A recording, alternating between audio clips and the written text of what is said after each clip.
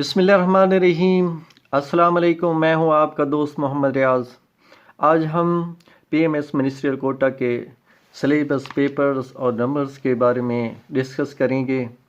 PMS ministerial Kota का इम्तिहान तकरीबन पाकिस्तान के तमाम सूबों में होता है, जो सिर्फ गवर्नमेंट मुलाजमीन ही दे सकते हैं, लेकिन इस इम्तिहान के लिए मुलाजिम का मुस्तकिल होना ज़रूरी है।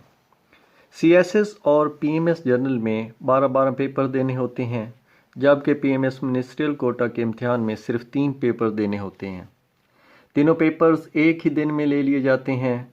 सिलेबस भी जो सीएसएस और पीएमएस है उसके मुकाबले में बहुत कम है, जबकि पीएमएस मिनिस्ट्रियल कोटा के इम्तिहान में सिर्फ 3 पेपर देने होते हैं। सीएसएस और पीएमएस जनरल की तरह पीएमएस मिनिस्ट्रियल कोटा के भी 3 चांस होते हैं और इसके लिए उम्र की कोई हद नहीं होती। 60 साल से कम उम्र हो और गवर्नमेंट मुलाजिम हो तो वो इस इम्तिहान में अपीयर हो सकते हैं। इस इम्तिहान में 3 पेपर लिए जाते हैं। एक पेपर इंग्लिश ऐसे का जिसके 25 नंबर्स होते हैं और वक्त 1 घंटा दिया जाता है, जबकि दूसरा पेपर जो है इंग्लिश ऐसे का होता है जिसके लिए 25 नंबर्स और वक्त इनके लिए भी 1 घंटा दिया जाता है। जबकि एक पेपर जनरल नॉलेज का होता है जिसके 100 नंबर्स होते हैं और जो इन तीनों पेपर्स में जो पास मार्क्स होते हैं वो 40% हैं। जबकि जनरल नॉलेज जो है ये एमसीक्यूज टाइप का होता है। इसके लिए टोटल टाइम जो होता है जो दिया जाता है वो 2 घंटे और मैक्सिमम मार्क्स 100 होते हैं और पास मार्क्स जो हैं वो 40 होते हैं।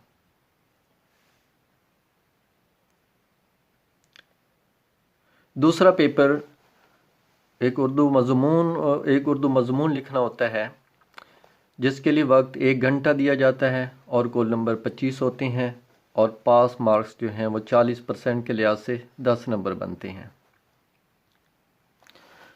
तीसरा पेपर इंग्लिश ऐसे का होता है जिसके लिए भी 1 घंटा दिया जाता है और इसके जो मार्क्स हैं वो 25 होते हैं और पास मार्क्स जो हैं वो 10 होते हैं।